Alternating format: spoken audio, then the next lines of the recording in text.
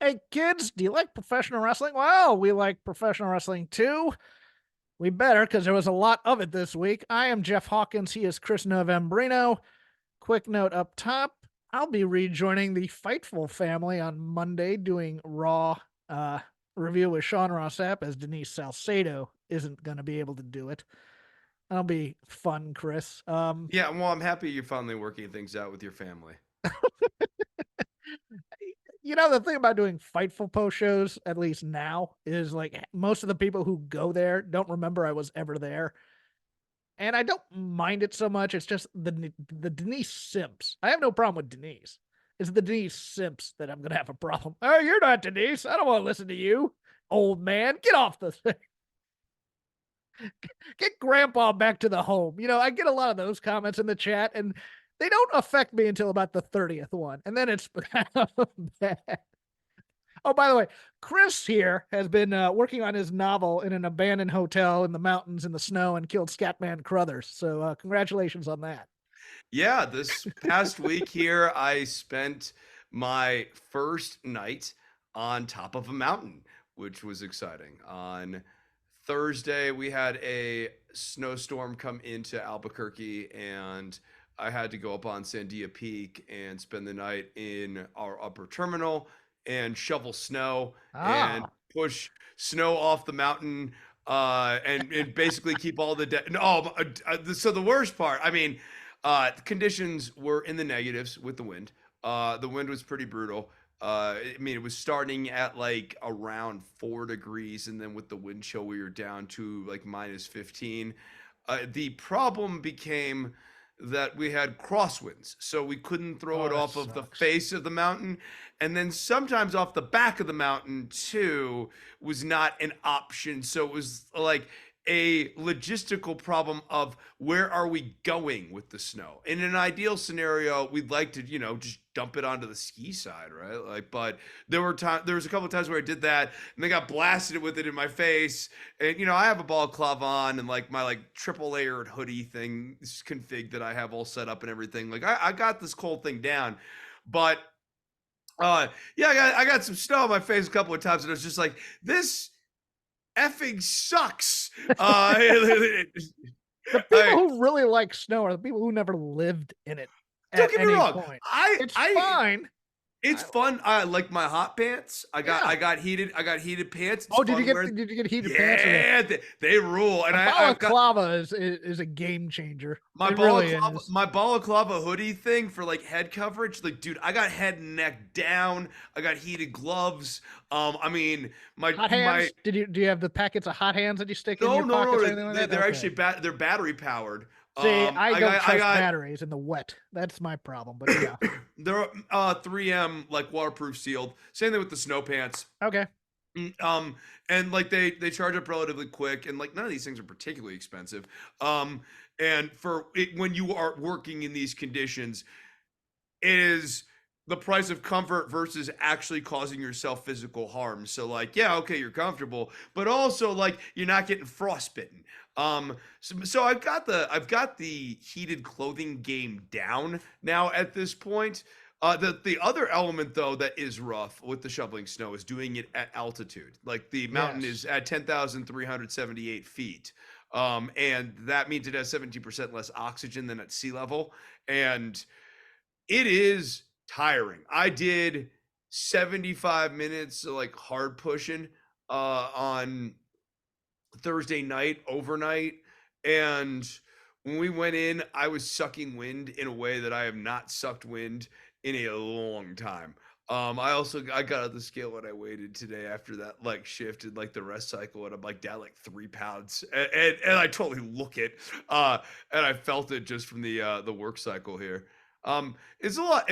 It sounds strenuous and draining, and it is, but if you like it, you love it, and it's a lot of fun. It's nice being in nature, dude. It Yeah. Th- is. this It's show. so it's so nice not having to do officey stuff anymore, and like just like my Oh, you big feel like a task. man now, do you? Oh, I went No, out no, and no, no, shoveled no. snow. I feel mentally unburdened. It's not about like feeling like a man. It's more like Gotcha. feeling mentally unburdened from like, oh, remember you got to send off that email at 3 p.m. It's like no, no. Like my task is like make sure the heating snorkel to the building is free of ice so that the building doesn't go cold. Like everything feels very purposeful, and I like that. This show also will be 70 minutes of hard pushing. So you'll be Oh yeah, baby. It's always hard pushing on Woo, shake them ropes, woo. daddy-o. We're gonna be doing some uphill climbing. There's a lot to go over, so let's You get let's started. talk about the devil. No, do you want to start with the devil? Really? I mean, No, I I just have wanted to news say to that. do. Okay. Let's do the news. uh, Head of production of WWE, Kevin Dunn, has left the company. Oh no. Uh, I don't know how they're going to recover from this one because like he's been an idea maker, an idea bringer. This guy will who you I let me get think through the story? Just no, let me I think I want to do some remembrances real quickly. Your version of events is interesting enough, but he brought us some great camera angles along the way. He brought us extremely bright lighting. I think that this guy understood women's wrestling and the presentation of female wrestlers in a way that will be remembered very positively for years to come.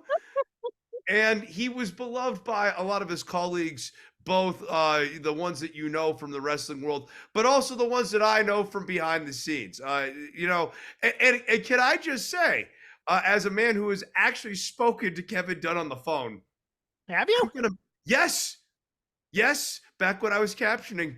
Yep, there was a time where Dunn was on the phone with me and my other associate, my main point of contact. Um, I just want to say, from all of us here at the Voice of Wrestling Network, job well done, and we're gonna miss you, Kev. Kevin, well done. Yes. Uh, And now, what were you gonna say, Jeff? oh no, you're fine. He's a douche canoe. I Uh, am not. No, no, no, no, no, no, no, no. Hey, hey, hey. New year, new you, Jeff. okay, yeah. He responsible for handy cams, much like and just cut. Yeah. But anyways, it was Dunn's decision to leave. He basically, at least internally, cited lack of autonomy once Endeavor came in and started wanting to make budget cuts to improve profitability in the department. Oh, you mean no longer could the show be his fever dream of shit? Yes. Then, Nick Khan releasing a memo to company employees and whatnot. After 40 plus years of helping build WWE and hands down the best production and media unit in the entire sports and entertainment business, Kevin Dunn will be leaving our company as of today. Before WrestleMania 1, Kevin joined Vince at WWF. Many of us remember the pre WrestleMania WWF, a regional wrestling company that looked like a regional wrestling company. Oh, get bent. Then we experienced WrestleMania 1, whether live or closed circuit or years later elsewhere. It was magic. A regional wrestling company had become a global sports entertainment juggernaut. Vince Oh, led right the way. overnight, none of those shows between 1984 and 1995 looked like anything less than top-notch high-dollar productions. Oh, no, yeah. Not never, And always. Vince led the way side by side with Kevin Dunn. When many of us kids were standing in line waiting to play Pac-Man, Kevin was already on the road breaking his back to help build. Let's look. This company is going to be pretty darn good once we get all the Vince people out.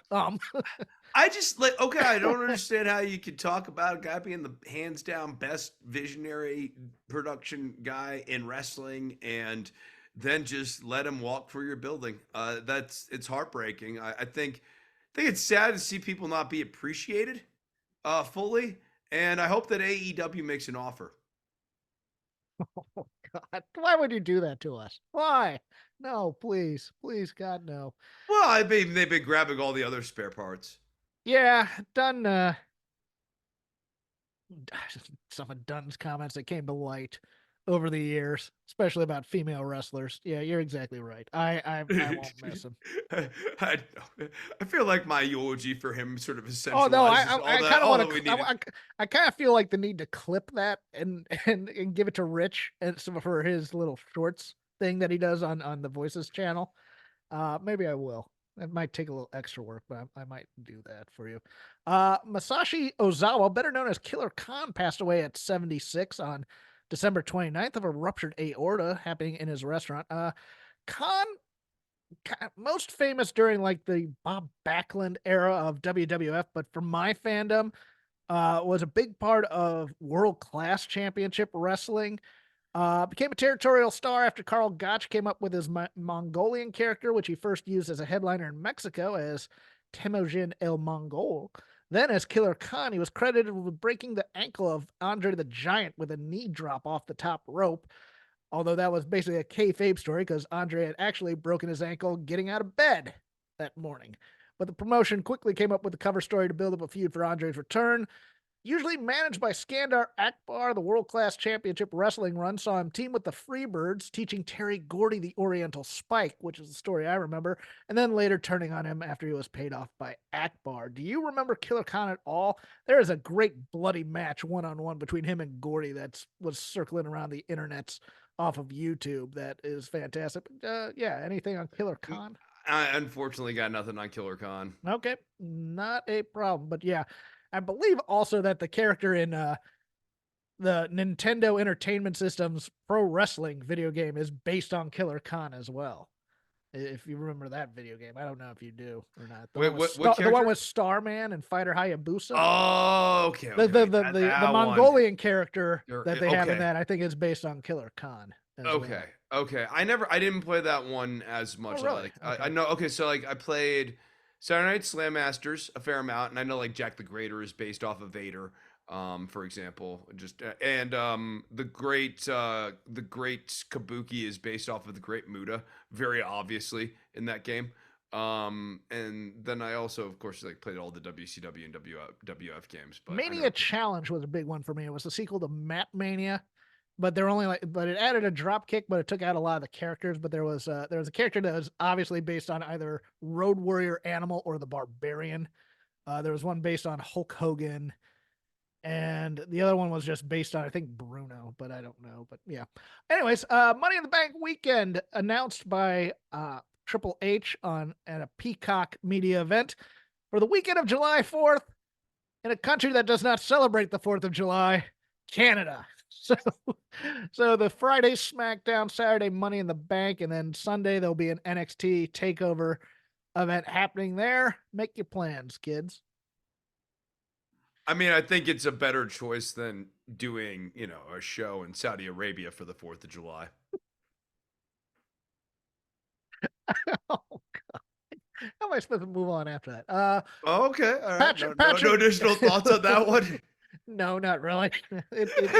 It be what it be, my friend. I can't, Patrick Clark, the former Velveteen Dream, came out with an apology video apologizing to Triple H, Shawn Michaels, Ashanti the Adonis, Ashanti the orthodontist? No, Ashanti the Adonis. Yeah. No, you said the odontist. And it was did like, I? Okay, my yeah, fault. it almost went like Ashanti the orthodontist. Never addressed the specific claims, and then made himself available to media for interviews, promising that one could ask whatever question they wanted with no restrictions, et cetera, et cetera. I don't think anybody's taking him up on that offer. Well, then hold on a second. Let me make a little bit of news here on the Voice of Wrestling. No, you're not. Yes, sir, Patrick Clark. You, sir, have an invitation to come on Shake Them Ropes. No, you don't. Yeah. No, you don't at all. I don't want to talk to that guy at all. Until he comes clean about what he did, as opposed to all the things I've done that have made a negative effect on the company and what I want to work for. Well, hold on a second. I don't know if you know this, but your boy, the Nove, used to do a little thing called News and Politics Podcasting, and I guarantee you, sitting on the opposite side of the interview chair with me, it will be a Frost Nixon-like moment, wherein the questions will be asked and the answers will be had. So if this guy thinks that he's coming on Shake Them Ropes to get a little softball, no way. Novi, this is like when Apollo Crews decided that he was going to take Apollo Creed decided that he was going to take. This is like when Apollo Crews decided that he was going to take on the guy I used, Dapacato. But also like when Apollo Creed decided that he was going to take on the Russian guy one more time, put on the robe, and the robe is back on. Patrick Clark, come on, get your journalism.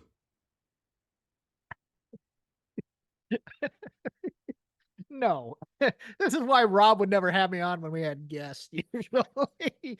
No. The offer stands, sir. Dwayne Johnson officially announced the merger of the USFL and XFL, which will be renamed the UFL or United Football League. Did that at the Rose Bowl on Monday, January 1st, and then drove/flew down to San Diego. Returned to Raw to confront Jinder Mahal, basically doing the old standing up for the United States against a foreign menace spot, which led him to dropping the people's elbow on Jinder Mahal and then saying, maybe I'd like to go to dinner at the head of the table, which has now gotten everybody talking about whether or not Cody's going to be able to finish the story or if The Rock versus Roman Reigns will be your main event at WrestleMania in Philadelphia, Chris. I mean, this is very interesting. Just recently, too, Dwayne "The Rock" Johnson also tried In-N-Out Burger for the second or third time, and posted about that in a very human and amusing way.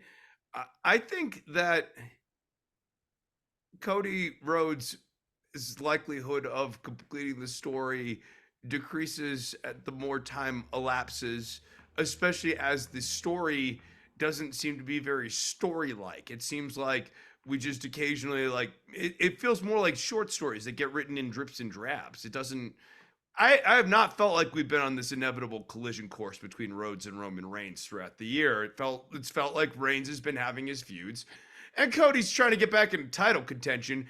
But it's not like Roman Reigns is perpetually trying to ruin Cody Rhodes' life and stop him at all points from becoming the champion, which would be part of completing the story, as far as I'm concerned.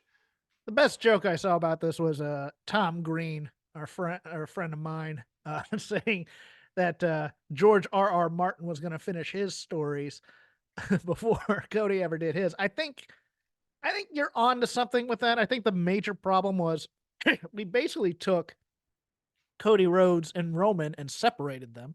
Yeah. And then we decided we're going to heat them up at a specific time. And now that it's time to heat them up, oh, look, we have CM Punk. Oh, look, we have Roman Reigns. We have all these options. And the whole thing of separating Cody and Roman wasn't that Cody then took the loss and says, I need to rebuild because I need to get better and I need to be able to beat Roman Reigns. And I'm doing everything in my power to beat Roman Reigns. It was Cody and his friends fighting satellite people of Roman.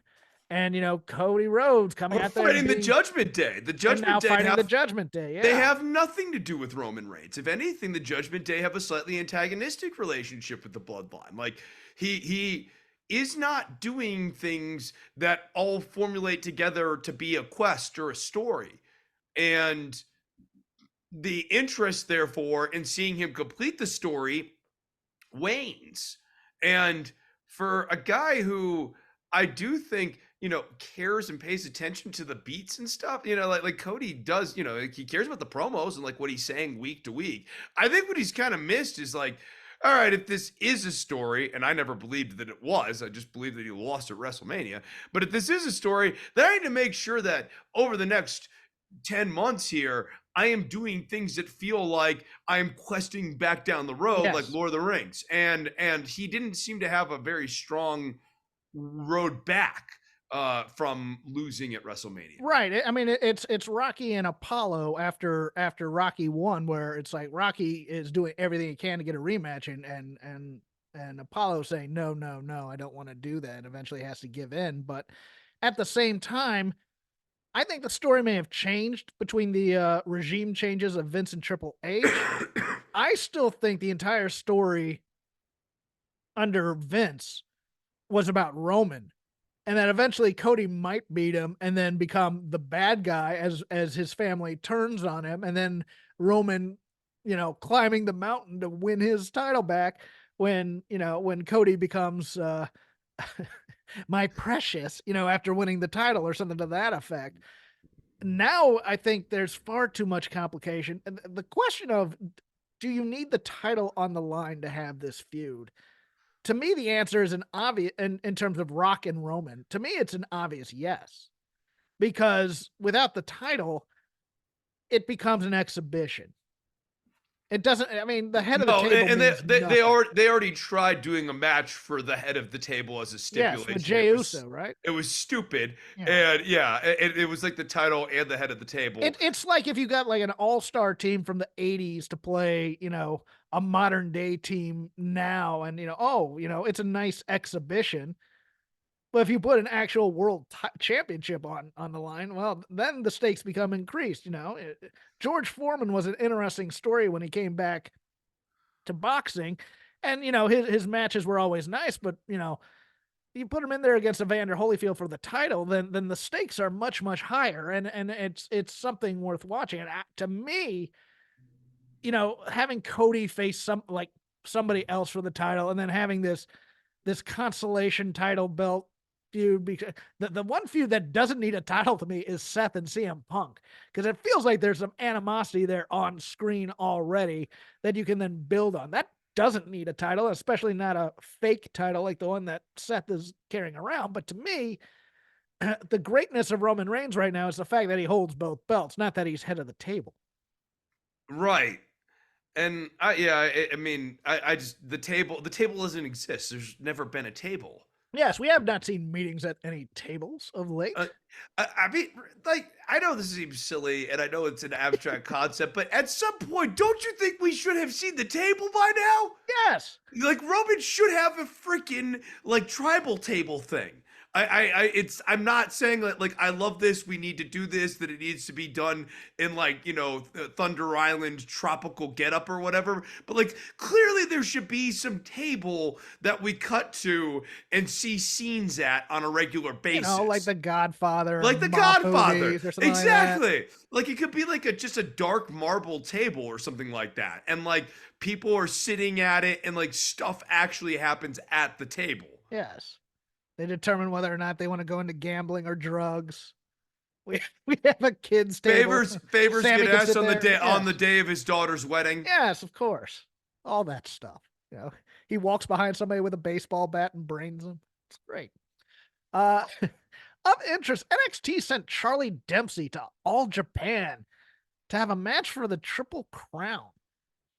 This happened last week, I believe. It happened right as we went to air last week, which means I didn't get to talk about, but it's a very interesting thing. William Regal announcing it on the internet to do it. He did not lose, but he got the crap beat out of him, and it was a lot of fun to watch. WWE thought to be cultivating relationships with Japanese promotions, this being the start with All Japan, but also rumored to be talking to Stardom and New Japan Pro Wrestling. As WWE would say, oh, we'll talk to anybody. And it's true. But it was just one of those interesting things where they finally sent one of their young stars, and I'm sure Regal was like, I'd like my son to get some international exposure.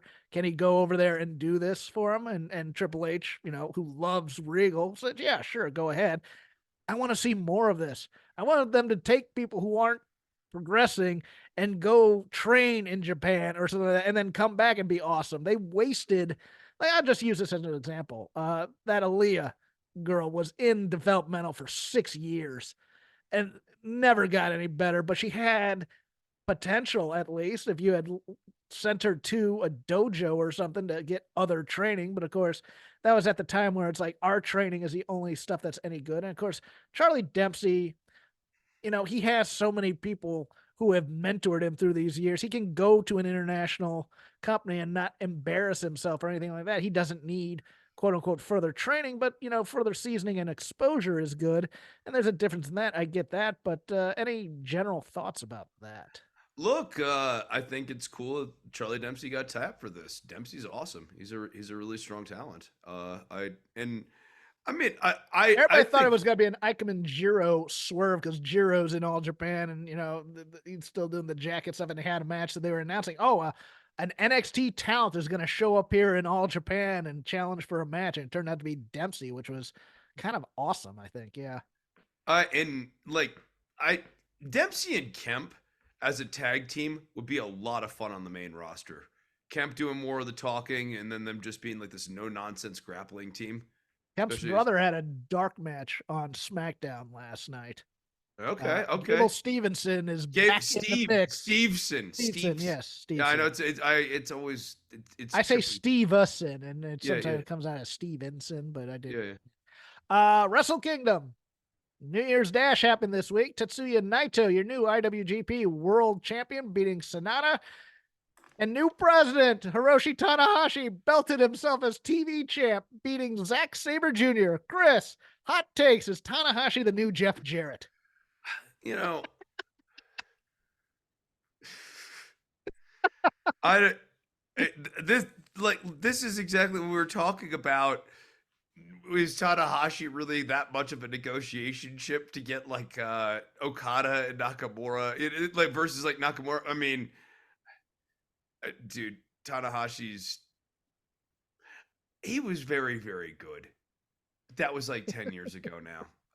And now Tanahashi's Tanahashi. Comings and goings for the new year. There are a lot of them that we haven't already mentioned, but these are the ones that we know of that are that have either happened or are going to happen. Andrade wrestling his last match at World's End for AEW put out a tweet thanking Tony Khan and a bunch of other talent, not mentioned Sammy Guevara, but said he had wished he had been able to fight like the Moxes and stuff like that, but just never got around to it. Andrade also did a match in CMLL uh, before World's End, so he could get that out of his system. I'm pretty certain he's going to be appearing at the Royal Rumble and will not be appearing beforehand, but he will be one of those surprise guys in the Rumble, and he'll be coming back, and he'll get thrown into this LWO mess High probably. quality staple that is definitely going somewhere. That is a Oh yeah. fitting tribute to the classic WCW faction. Deanna Perrazzo making her debut on AEW Dynamite this week. Late of Impact was rumored that Mercedes was going to be appearing on Wednesday, but instead it was Deanna Perrazzo defending New Jersey. Tyler Bate now officially on the SmackDown roster after getting called up last night as the special partner for Butch. Don't call me Pete Dunne.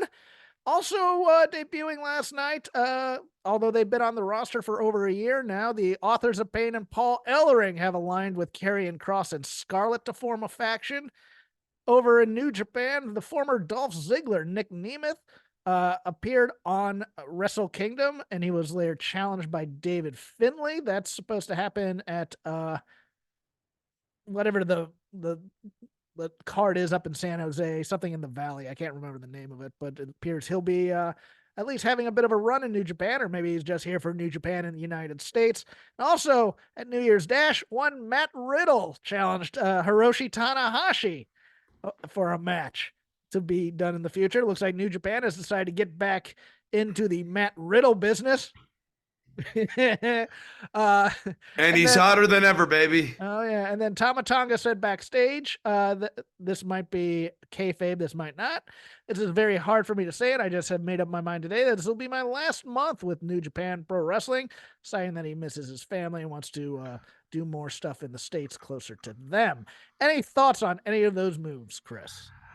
Uh boy, I was thinking about does Dolph Ziggler's one promo translate better in Japanese?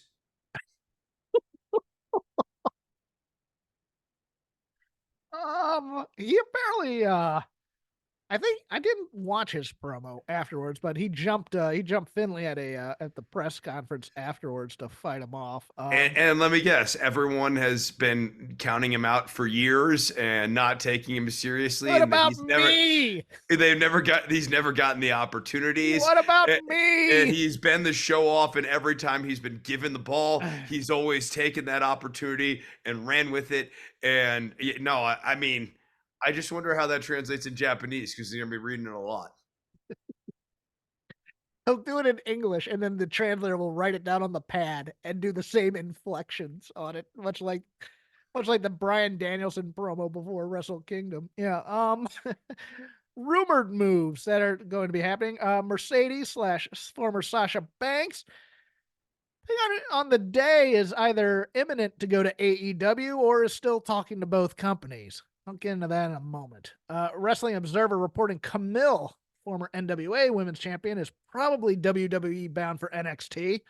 I have a comment on that one too. Sources within WWE and Impact telling Fightful that they expect Trinity Fatu, aka Naomi, to return to the WWE when her contract is done, and Stardom's Julia to NXT after Julia retained the New Japan Strong Women's title over Megan Bayne. It's officially announced that her next defense will be against Trish Adora. That match has been scheduled for January 13th. They're expecting her to show up sometime in 2024, but she's going to take some time off to try and learn some English before reporting to the Performance Center. Now, of course, the big one there is Mercedes and slash Sasha. She wants the Becky Lynch contract and the Becky Lynch spot. Her entire goal is to be the top star in wrestling on the biggest stage that you can get. Now, I am under the impression that she asked for this and Triple H said no. And that is why we continue to get the stories about her being uncertain about what company she's going to be in. Now, here's my caveat emptor on Mercedes. She will come in and work for AEW. But I think the expectations of her building a division up around her, I don't think that's her point. I think her point is to come in there and show that she can be a promotion's ace. Like AEW's ace, like man or woman, she's going to be the best person on your roster. And she might have some bangers with some of the people on that roster. I can see her doing that with Rio, Jamie Hayter, Tony Storm, those types. And then she's going to use that as leverage to try and tell Triple H, hey, give me the Becky Lynch spot / contract. Because ultimately, I think she ends up back in WWE. Now, she might take a detour here and there to prove that she is the biggest star in professional wrestling. But I would not delude myself into thinking that she doesn't want to go back to WWE, especially with this report that Naomi is on the way back too. Yeah, if she ends up going to AEW, I believe it will be a short 1 or 2 year contract wherein she is trying to get feuds with Mariah May, Tony Storm, Riho, Hayter, who else is there? My cat. And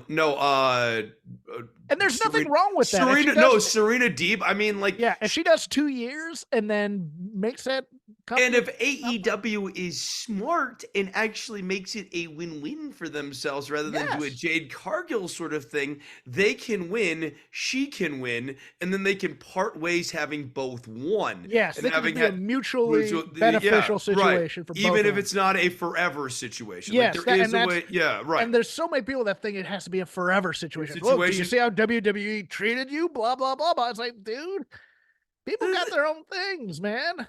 Get paid. This is true in life too, right? Like it doesn't, like things don't have to be forever so long as they're mutually beneficial. People can both look back and go like, that was a good thing for us. If they both use each other, there's nothing wrong with that. Yeah. There really isn't. It's one of those things that I think people who get tribal about this stuff don't get. It's like, hey, you know what? If Andrade wants to go to AEW for a while and there's nothing wrong with respectful use. Yeah. Yeah, the issue is disrespectful. Yeah, the issue is, I'm not, look at this slum. Why am I slumming for AEW when I should be on the main, if you come in and you do your job and you wrestle and you help make that company better, and then you use that to get a bigger contract back where you came from, there'll be some backbiting in the media, but there's absolutely nothing wrong with that at all.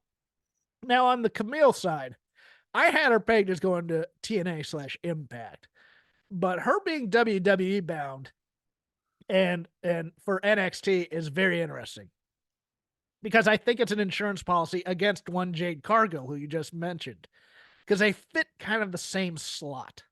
Yeah, except that Camille's good. Well, Camille's better. I'll tell you that much. I've seen Camille have good matches. That's true. I have legitimately seen Camille have good matches. And she could. I mean, she's 31, which isn't young, but it's not old either in wrestling. She could have a 5-year run in WWE and make some bank there, because that is the type of person. Vince would have loved her, but Triple H loves the bodybuilders. Triple H wanted to be a bodybuilder. And if Jade isn't the real deal, Camille could fill that slot very, very easy. She's a much better candidate to put on a streak, right? Like at least you put her on a streak, you can sort of fill in what needs to be filled in with her, skills wise. And then when you finally decide to break the streak or whatever like that, she's ready to go. Whereas with Cargill, there were so many holes that the streak didn't, you couldn't fill them all in. I don't know. Like I just think that Camille's the much better choice. Good news before we get to the injuries. Ginny and Gunther had a baby. And then Shotzi Blackheart got married when WWE was in Vegas. They played that up on TV as well. She literally came from the ceremony to the wrestling venue. She would do something like that. Of That's course she very would. yeah, that's her. Yeah, but congrats to Gunther and Ginny. I Yeah, like yeah. them as a couple. They're cute. And now the injury report, of which there are many. Kota Ibushi in a match with Noah versus Marufuji. Had an injured ankle and hand going into the match. Later, he did a moonsault to the floor, landed badly on his foot, injured both of his ankles, one of them broken. Match fell apart from there. It was a bad match. Kota Ibushi, I think, is cooked, Chris. I hate to say that He because he he was such a was cooked spectacular before athlete. this. He was Yeah. cooked before this. He's been cooked. Like he's just I mean, it is hard to see at this point Kota In that Ibushi blood coming and back. guts match, he looked bad too. I know he's in the Muda zone now in terms of decay. Roosh reporting that he tore a hamstring in his second match of the Continental Classic against Mark Briscoe, but continued on with that. I think he'll be, I don't know if he's getting surgery, but it might be light duty for him for a while.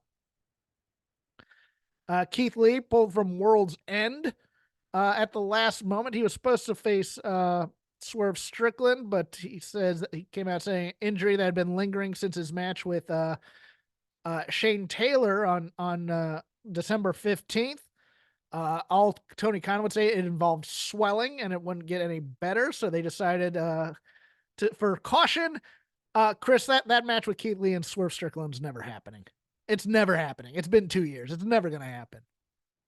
Yeah, and I don't know that Keith Lee needs to rush in to get this match because, like, if he was going to do it right now, he would, this is an L match where he'd lose on the way to, Swerve Strickland's continual build to the championship. Raquel Rodriguez revealing via Instagram that she has been diagnosed with mast cell activation syndrome. Says her eczema got progressively worse in December last year, faced a lot of redness and swelling, which kept her from traveling, the gym, wrestling, etc. MCAS is a condition in which the patient experiences repeated episodes of the symptoms of anaphylaxis, allergic symptoms such as hives, swelling, low blood pressure, difficulty breathing, and severe diarrhea. High levels of mast cell mediators are released during those episodes.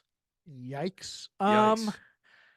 Yeah, that's all I got for news slash that. Now time for the lazy river of wrestling criticism. Whatever we watched, and God knows there was a lot of it. We tried to watch a lot of it. Might miss some things. I apologize. If there's anything major we missed, we can go back. You write me, go on the Slack, yell at me. I'll come back next week, maybe, if we can remember it. But starting with ice cold takes on World's End, Chris.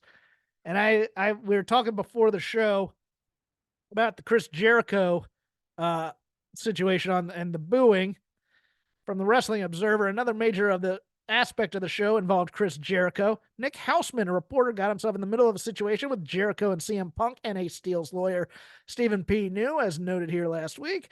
New teased the idea of Lucy Guy, the wife of Ace Steel, not having an NDA about Brawlout and that she could talk about it after the 2022 All Out in Chicago. Jericho said that he's never signed an NDA and he saw everything. Hausman wrote to Jericho on Twitter, "What about NDAs you make other people sign?" Later, Hausman referred to Jericho as Harvey Weinstein, who was convicted of rape and sexual assault charges. This turned into a mess, as Dave so understatedly puts it. There were NDA and sexual assault signs in the stands. When Jericho came out, the crowd loudly sang a song, but then after the song started booing him. The reports we got is that at first it was not a lot of people, but enough that it made noise. But as the match went on, it got worse, and for whatever reason, they also took it out on Sammy Guevara as well. So it basically threw off everyone in the match. most notably Sting in his final match ever in New York. Tony Khan was asked 3 times in the press conference about it and just said that AEW is the safest place to work. And when asked if there had ever been an investigation on Jericho, only said he would not respond to unsourced rumors. Yeah, I would say that AEW is the safest place to work in the same way that the tram is a place where you have no risk of falling. Uh, any thoughts on World's End? I think that this devil angle stinks. It is crap. That at the very end of this trail, we did not have anything interesting to do with this, and so now we're trying to pretend that the Kingdom and Roderick Strong are an interesting faction. And Wardlow. And Wardlow. And once again, we've gone back to the only thing that I've seen Adam Cole be good at over the last 5 years, which is being a faction leader. But he's not even particularly interesting this time. And I think this whole Chekhov's gun of Wardlow's going to win the title for me and then give me the belt is stupid. It's lame. It was bad timing to introduce it the week after this whole faction launch. This thing stinks. Okay, you're getting into my points. I need to cut you off because Go ahead then. I wanted to go in a bit too because the promo to explain it all sucked. It did. I'm sorry. It was too reasonable. It was number one. You say that there's a Dolph Ziggler promo. There is an Adam Cole promo, and that's the Adam Cole promo he knows, and that's Adam Cole's great baby story time. Repeat, rinse and repeat. The thing for me is that every reason he gave for beating up for doing this to MJF made perfect and logical sense if you want to screw a guy that nobody likes, which is the problem with the MJF babyface character. And so they basically said, oh yeah, MJF's a jerk. So he decided to screw him. And yes, you got to the very heart of another thing. We are introducing this, your latest main event heel faction, a faction that's supposedly going to be pushed harder than the Don Callis family, which has a lot of beefy dudes on that side. I don't know if the Kingdom could take them, but yes, they are your new smart horseman, dangerous alliance style faction. And on the introductory promo, you automatically start breaking them up with saying Wardlow's going to win the title and forfeit it back to me, which, by the way, the exact same story Wardlow was in when he was in the Pinnacle, and MJF said he was going to win the TNT and title. they already did this story with Christian Luchasaurus. Yeah. Luchasaurus. So it's a stale ass story. But beyond that, we talk about how it's like a Chekhov's gun and all of that. It also undermines the leader of the faction because it's a bad plan. It's a bad plan. Well, Chris, the entire plan of the main event.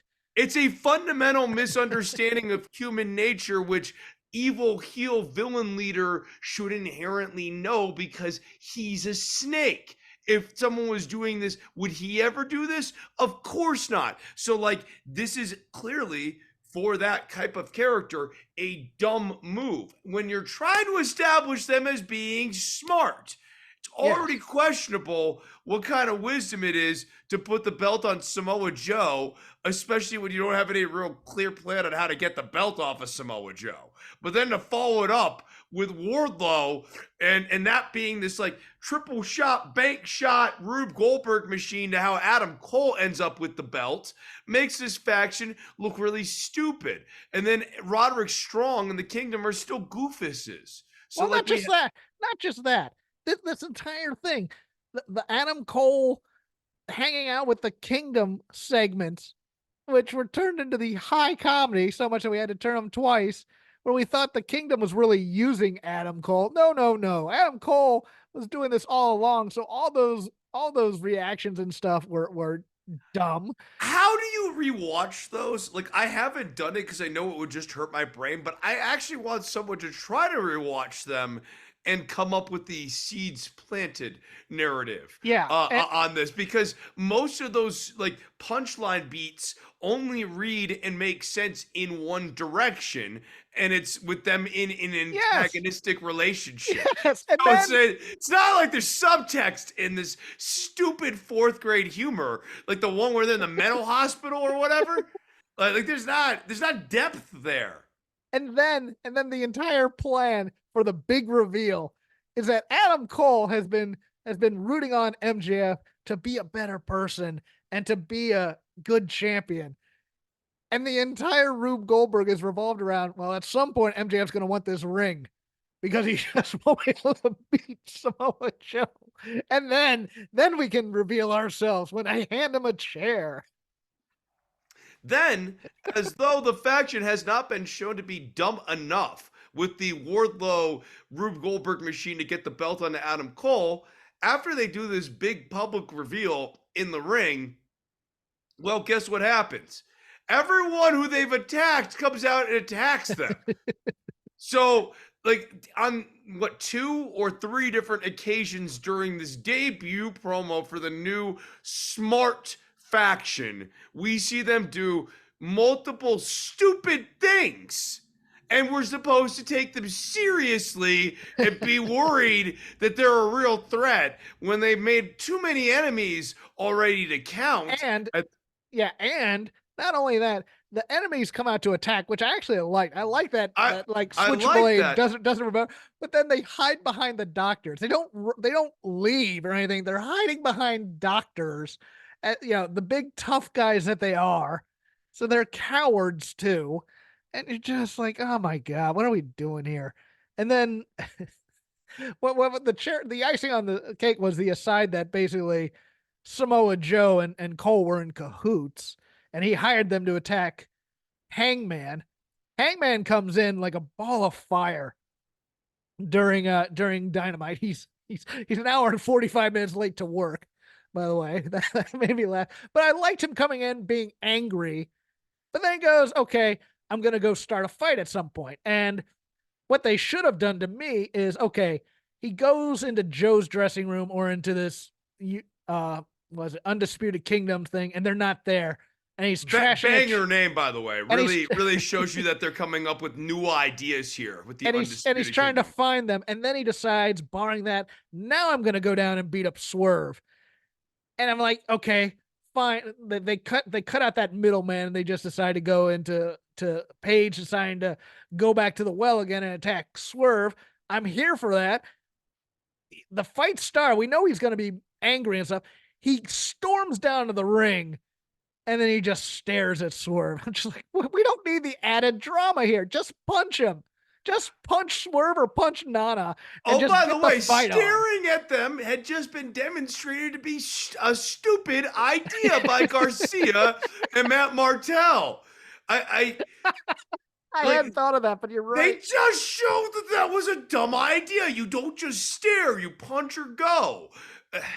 I I don't get this show. And then, yes, the Undisputed Kingdom, a stupid, derivative, unmemorable name for a stupid, derivative, unmemorable faction that is uninspired on every level. It's fitting that they basically did the WWE portmanteau of 2 different names that they've made fun of in the past and actually settled in on that. Yeah. Oh, yeah. No. Yeah. Who's the joke now, guys? Have fun. What, Jericho doesn't get it? Oh, the portmanteau. Oh, great word. Uh, all right, we were negative on a lot of things. There's a lot of good wrestling this week on the aforementioned World's End. The first 8-man with the people in the tournaments. I really enjoyed Mox and Eddie Kingston. I thought that was really good. And then and I really enjoyed Christian and Adam Copeland up until the ridiculous oh, we're just gonna hand the belt back to Christian type of a thing. I'm like, all right, that's fine. Nia and Becky on Raw was better than it had any right to be. Seth and Drew was really good. On New Year's or not New Year's Day on Wrestle Kingdom, Danielson Okada was sublime.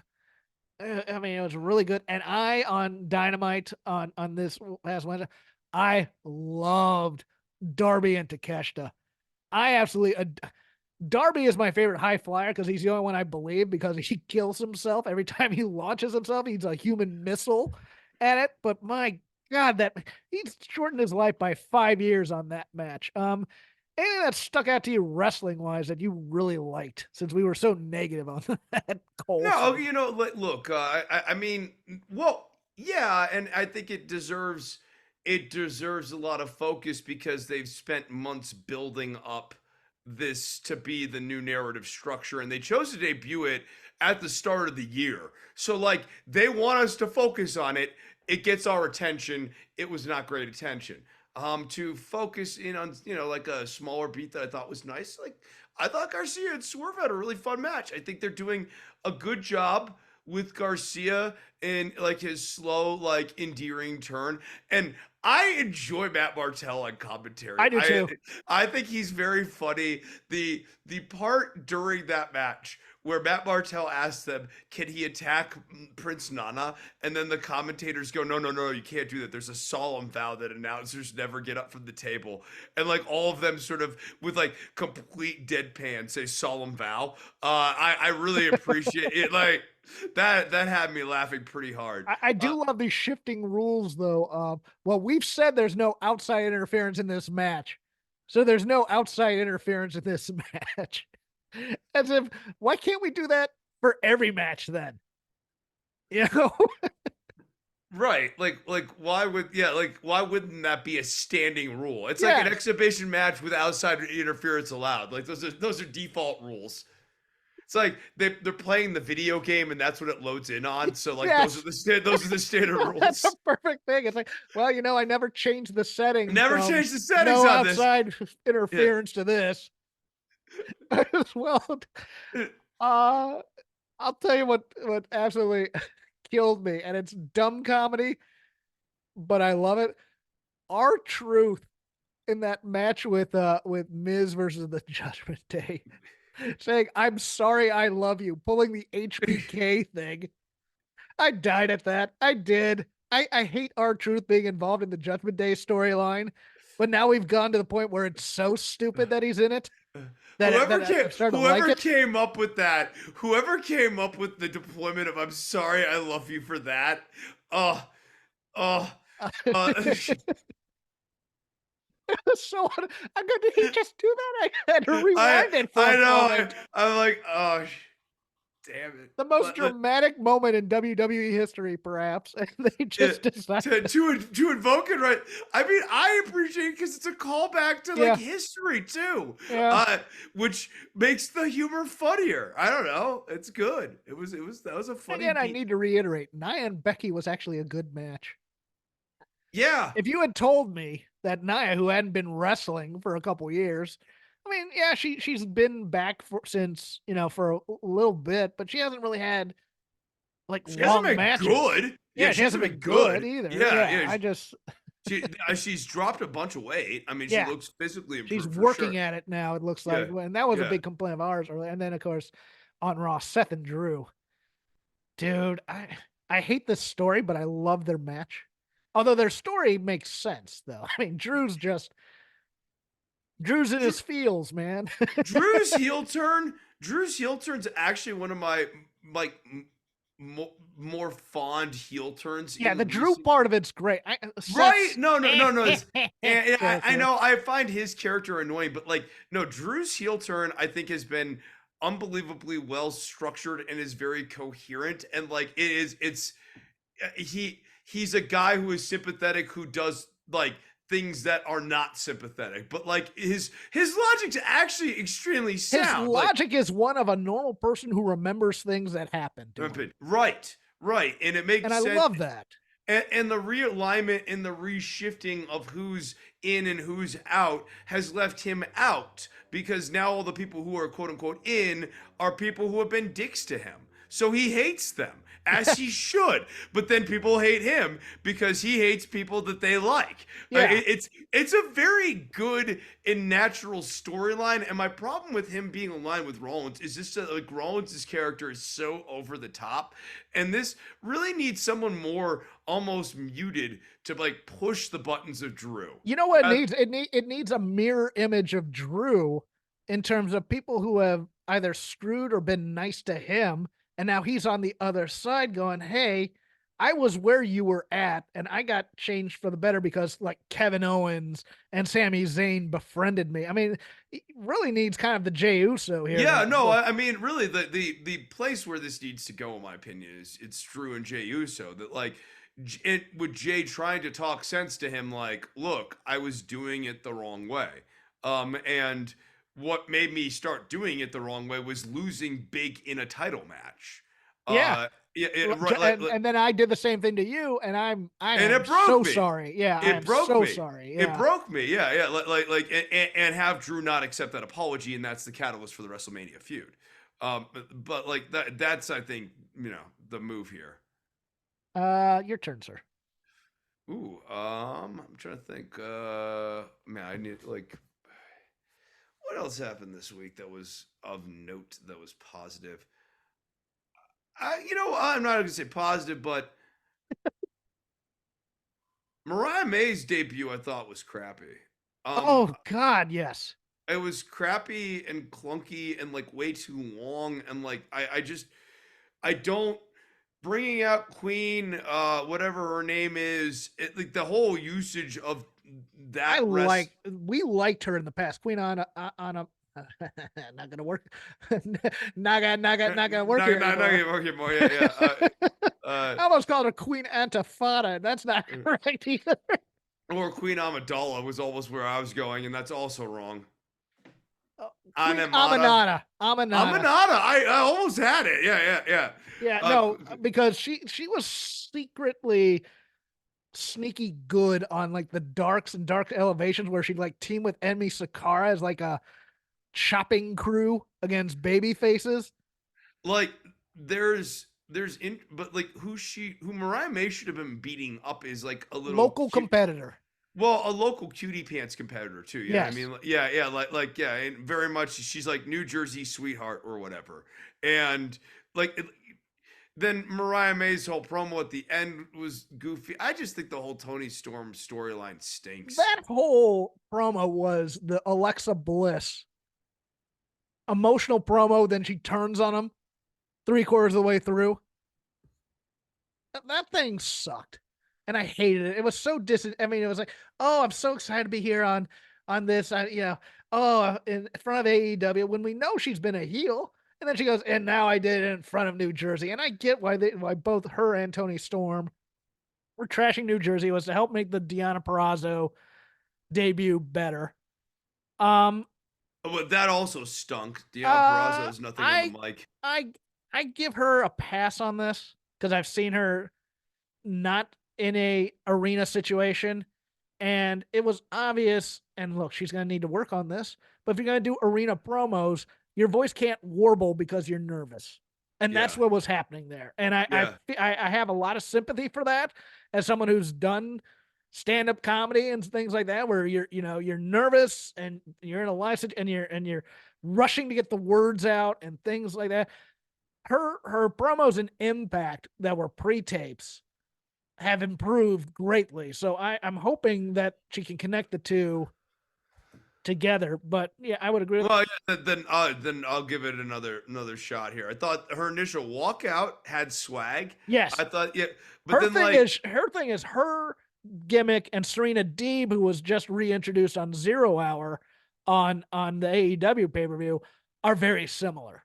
The Virtuosa and the Professor. yeah, Um that makes sense as a tag team even. And then oh God, I'd be here for that. right, and that actually would be a fantastic feud for Tony Storm and Mariah May. But yeah, and it also confuses things now. Who is the I guess you have Mariah May lose, and then you can eventually build her back up, and that drives her into being more crazy and more of a sycophantic fan of Tony Storm. But then that also then treads on the uh, Harley Cameron character that Soraya is breeding apparently over there. Um, but for me, I'm like, there was a lot of comparisons, and they got into this in our Discord a little bit with Mariah May and Tiffany Stratton, and there was a lot of, well, you didn't see her in Stardom, blah blah blah blah blah. Okay, but she'd only wrestled for like a year before getting into Stardom. She's still green, and they do a lot of this. They both do the handstand Rana thing off the top rope. I don't know if Tiffany Stratton's more polished, but I don't think it's an unfair comparison either. I don't think Can I it's an be that unfair. person? I don't think it's an unfair comparison. I don't think it's favorable for me. I'm not sure if it's favorable either. I'm not sure if it's no in the sense that Tiffy had a good little tough last year. She actually Yeah. did turn in some good matches. She turned in some hard working matches where she definitely, was willing to bleed and get into it. I'm sure we haven't seen it in Stardom yet. That's cool, but like, I mean, Tiffy's been doing it on her actual show, Yeah, so we'll see. we will see, is what I'm That thinking. said, speaking of which, that segues into my next pick. I am absolutely here for the stupidity that is going to come from this Tiffany Stratton, Fallon Henley. She needs to go work on the farm. Shades of Jimmy Garvin and Precious working on the Von Erichs farm. Shades of Dusty Rhodes getting Baby Doll to work on the ranch for 30 days before Baby Doll stole a horse and rode off. Tiffany Stratton being put in a position to do manual labor is going to be unrepentantly stupid, and I am here for it, Chris. She's going to fall into some poop or a trough or something, and I'm here for it, Chris. I'm kind of here for this actually leading to a Tiffany Stratton like face turn too, where like Fallon Henley and Tiffany become like unlikely tag team partners. Because Fallon needs something going on, and Tiffany doesn't actually need to be going back for the belt again. You know what I mean? Well, She's kind of like, Fallon Henley has shown herself to be manipulative when she was right. with Briggs and I always call him Briggs and Jensen, but it's I was Briggs very, Jensen. very, I was very, or no, it's Brooks Jensen Brooks and Jensen Josh Briggs. and Josh Briggs. Okay. It's JB and BJ. It was their like where they're like brilliant naming stuff. Yeah, which is why you end up with like these like combination Josh Jensen, Brooks Briggs. So I mean I actually would have turned Henley heel. I would have went the other way and completely made her like made She her like might. Tiffany may turn her to the dark side. yeah. That would actually be funnier is that she works And then we get the Regal Bobby Eaton things where she takes Fallon Henley down to Rodeo Drive. That'd be great. Yeah, it starts introducing her to like These are my high Hollywood fashion, friends, and these are my high fashion. yeah, Yeah. high fashion things like that. Your turn, sir. Oh boy. I pass. What else you Okay, got? I only have one other thing on my list, and that is it seems like we've now figured out how to use Joaquin Wilde. That thing was awesome on That NXT. catapult thing? Oh boy. Yes. What a spot. Do that on the main roster and those guys get over. And I've I've always liked those two. They've been red shirts for far too long. You do the catapult spot at like Royal Rumble or something. That was Uh insane. That was such a cool move. it was so awesome to see. I mean, that thing in the small building it looked great. In the big building with the cheer or whatever. I mean, I might even say I mean, see, I think they just scream WrestleMania pre-show, so I wouldn't waste it there, much like the God, you remember when Austin Aries and Pac had an awesome match on or Was whatever that his name. 16? Was that the Dallas was that the Dallas WrestleMania? I think that was Orlando. Orlando, okay. But they had that or no, that was no, you're right. God, no, that wasn't Dallas. That was Orlando. And they had that awesome match for the cruiserweight belt, and it tore the house down, but only half the crowd got to see it, et cetera, et cetera. I would do this on a Rumble match, like a multi-man tag match. None of those guys are in the Rumble, and pull that thing out, and just let those guys, get some merch sales out of it or something. Have that against uh the Garzas. Give them a match. 6-man LWO versus whatever Escobar is going to call his crew, and just let them go to town, and then pull out that spot at one point during the match when they're trying to take a powder or something, and then and give them a moment, man. I'm here for that. That was awesome. No, I agree. I agree. I thought that match was really nice. I can't say I'm enamored with like the D'Angelo family stuff is completely lost steam. It has. They don't know what the hell they're doing with those three They characters. paint themselves into a corner. They can't figure Yep. out a narrative way out of it. Yep. The Was it the what do they call their dumb tournament? Same thing with Chase U. Chase U's also like I mean, I like okay. The one thing I did like is JC Jane's gonna get Chase U back on track. JC Like Jane is JC great. Jane, but that's Love just her. because JC Jane's she's her. I mean, honestly, Expressive. She's expressive as impressive. hell, which makes it great. Yeah, and she's got good delivery too. Like Yeah. she knows how to lean on the lines the right way to get the maximum impact and humor out of them.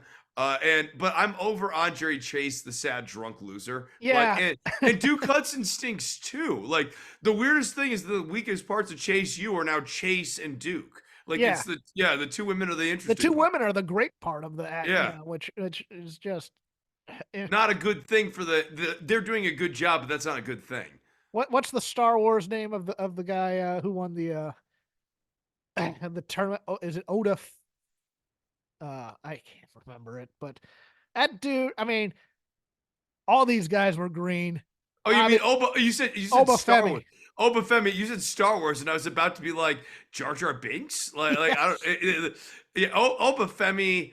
That match was so weird. It was weird, and the whole tournament was booked weird because the guys who are good would lose.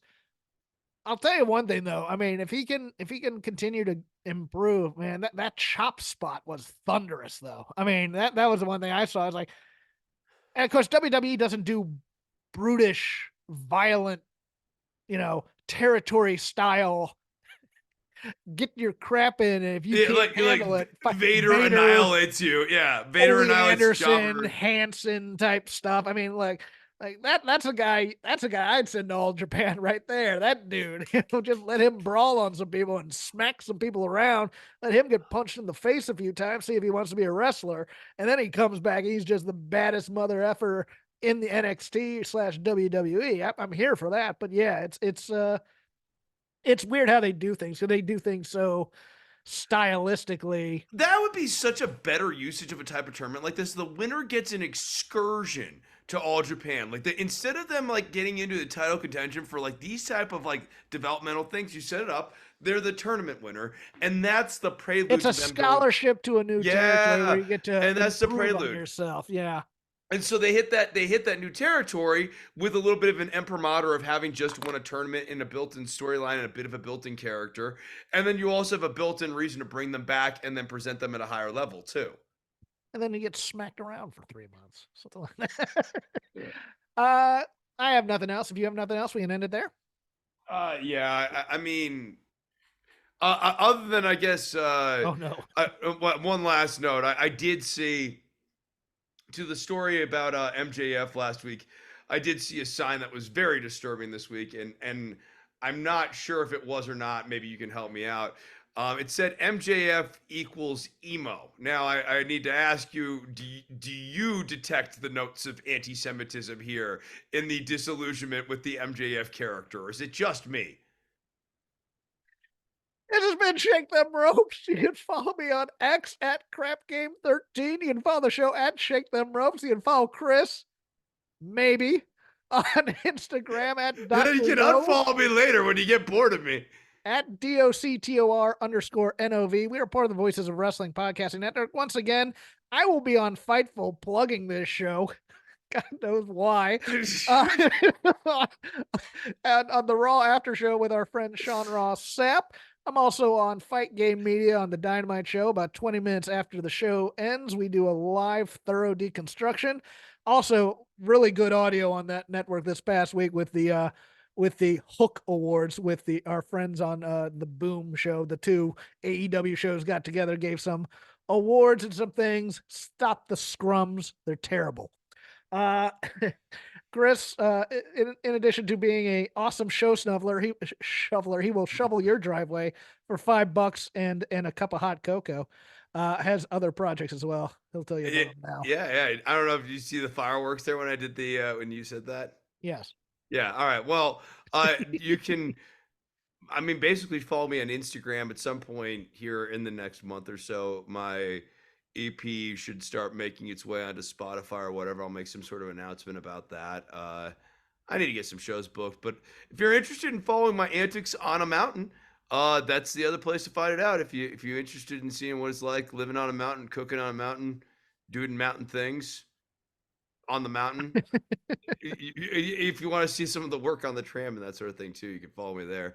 I'm like less interesting, or I'm less online now than I used to be. I'm like living a life now that I like, so I don't post as much. As the song goes, Chris is high on a mountaintop in more ways than one. Always.